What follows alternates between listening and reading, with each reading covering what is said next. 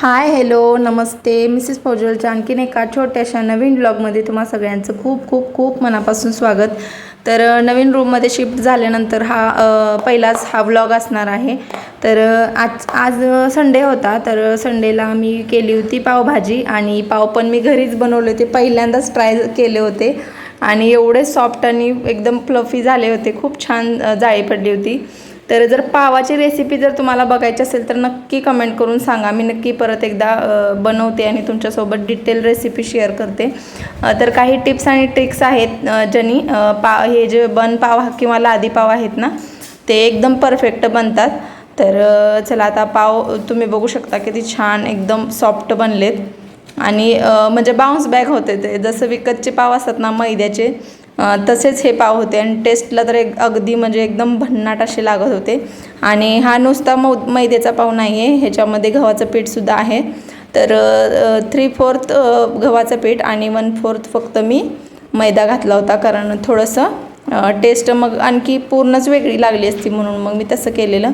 आणि कलर पण बघू शकता अगदी छान आला आहे. आणि ना ओव्हन, ना कुकर, ना कढाई, ना तवा, मी पातेल्यामध्ये, चक्क पातेल्यामध्ये पाव जे आहेत ना ते बेक केलेले आहेत. आणि बघून वाटत पण नाही की बाहेरून आणलेले नाहीत, हे घरी बनवलेत. तर बघू शकता किती छान सुंदर अशी जाळी पडली आहे. आणि तर आता भाजी बनवून झाली माझी आणि पाव पण मी पाव रात्री बनवले होते, कारण मग सकाळी सगळं झालं नसतं आणि पावभाजी म्हटलं की भाजीला खूप जास्त वेळ लागतो आणि फौजींना जायचं असतं सकाळी सकाळी, नाश्ता लवकर बनवायला लागतो, तुम्हाला तर माहितीच आहे. तर त्यामुळे मग मी पाव रात्री बनवून ठेवले होते आणि एक बॅच आत्ता बनवली. तर म्हणजे आता मी अगोदर फौजींना आयुषला नाश्ता देणार आणि मग परत अजून बेक करणार आहेच.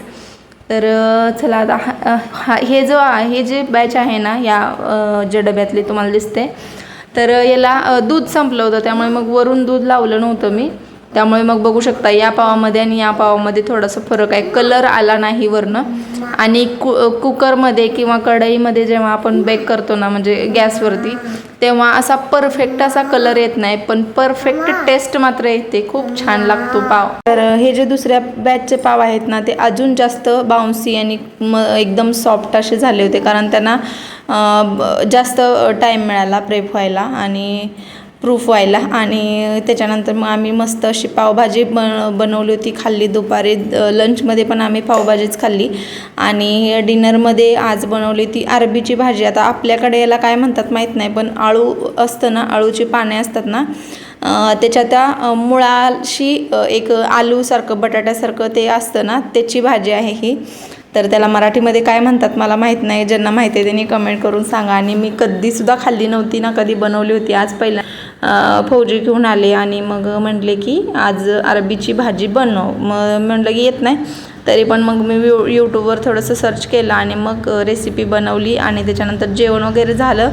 तर आधीच्या स्कूलमध्ये आहे ग्रीन डे कॉम्पिटिशन, तर मग त्याच्यासाठी फ्रूट किंवा व्हेजिटेबल असं काहीतरी बनवायचं होतं. आणि मग मी फौजींना सांगितले होते ग्रीन पेपर्स घेऊन यायला. तर त्यांनी आणले होते हे ग्रीन कलरचे पेपर आणि त्याचं मग आता मी व्यवस्थित सेट करून घेतलं. मी पियर बनवते आणि ग्रीन कलरचं. तर कुठलंही फ्रूट बनवायला सांगितलं होतं टीचरनं. मग म्हटलं की पियर बनवूया. त्याला एक सेंटेन्स किंवा एक वर्ड असा बोलायला सांगितला होता. तर मग मी आणि मग त्याच्यामध्ये मग मी त्याला शिकवलं आहे की आय एम पियर, असं एक सेंटेन्स छोटासा किंवा एक वर्ड सांगितला होता टीचरने. तर अशा पद्धतीने मी आता हे पियर बनवले आहे. तर कसं आलं आहे ते नक्की सांगा. तर हे पण कधी मी बनवलं नव्हतं, पहिल्यांदाच ट्राय करते. सगळ्यात आधी मी पेपर फोल्ड करून घेतला आणि एकच पेपर होता, तर म्हणजे A4 साईजचे पेपर आणले होते, कारण मोठं कलर पेपर ग्रीन कलरचा मिळाला नाही. म्हणून मग मी काय केलं, 2 पेपर जोडून घेतले सगळ्यात आधी. तर तुम्हाला इथे खालच्या साईडला थोडंसं जॉईंट दिसत असेल बघा. तर अगोदर फेविकॉल लावून दोन्ही पेपर जॉईंट करून घेतले. त्याच्यानंतर मग फोल्ड करून मार्किंग करून घेतलं पेन्सिलने आणि मग कट केलं. आणि त्याच्यानंतर एक ब्राऊन कलरचा पेपर होता, त्याचं थोडंसं जे देठ असतो ना तो काढलेला आहे आणि कट करून घेतला. आणि त्याच्यानंतर एक पान केलेलं आहे आणि पानावर पण मग ब्लॅक कलरने थोड्याशा ज्या पानाच्या ज्या रेषा असतात ना त्या काढून घेतल्या. आणि 3 पेपर आणले होते तरी, म्हणजे त्यामुळं मग एकदम व्यवस्थित झालं. तर मोठा पेपर आणला नाही, त्यामुळे मग ते दोन पेपर आणि थोडंसं पानासाठी मला ते लागलं पार्ट. तर चला आता छान मी बॉर्डर करून घेते, त्याचे डोळे वगैरे काढून घेते. तर मी असं काही पहिल्यांदाच करत होते बरं का, त्यामुळे मग थोडंसं मी सर्च केला होता, बघितलं होतं गुगलवरती आणि मग मी असे डोळे वगैरे छान काढून घेतले. तर छान आलेत का नाही ते तुम्ही सांगा. तर मला तर बऱ्यापैकी सॅटिस्फॅक्शन आहे की मी पहिल्यांदा असं काहीतरी बनवलं आणि छान आलेलं आहे ते. तर आता तुम्ही सांगा कसं आलं आहे ते. अगोदर मी सगळ्यात जे ड्रॉ करायचं होतं ना ते पेन्सिलनंच केलं आणि त्याच्यानंतर मग कलर वगैरे केले. तर जास्त करून मी ब्लॅक कलर वापरला आहे, फक्त लिपला थोडासा रेड कलर वापरला आहे. तर पुढे दिसेलच तुम्हाला. तर जास्त काही डेकोरेट केलं नाही मी, थोडंसं नॉर्मल म्हणजे सिम्पलच ठेवलं आहे. आणि तसं पण एक पियर हे एकदम सिम्पल फ्रूट असतं आणि खूप टेस्टी असतं. जर खाल्लं नसेल तर नक्की एकदा खाऊन बघा, खूप छान असतं आणि आम्हाला सगळ्यांनाच आवडतं. मग म्हणलं दुसरं कुठलं फ्रूट बनवण्यापेक्षा हे थोडंसं काहीतरी युनिक असेल आणि छान दिसेल म्हणून मग मी पियर बनवायचं ठरवलं.